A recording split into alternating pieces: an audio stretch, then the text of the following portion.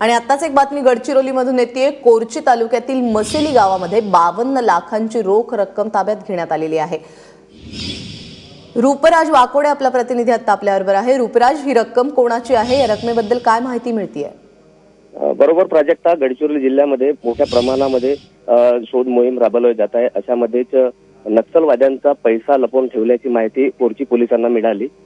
कोरची तालुक्यातील मसेली गाव आहे, त्या मसेली गावामध्ये एका व्यापाऱ्याच्या घरी पोलिसांनी काल रात्रीला धाड टाकली आणि तपासणी केली असता तब्बल 52 लाख रुपये नवीन आणि जुन्या नोटे पोलिसांनी जप्त केलाय। त्यात 32,000 रुपये नवीन नोट आहेत आणि 32 लाख नवीन नोट आहेत आणि 20 लाखाचे जुने 500 आणि 1000चे नोट आहेत। याबाबत प्रताप सिंग गजपीये या व्यापाऱ्याला पोलिसांनी अटक करून चौकशी सुरू केली आहे। रूपराज, धन्यवाद या सगळ्या माहितीबद्दल।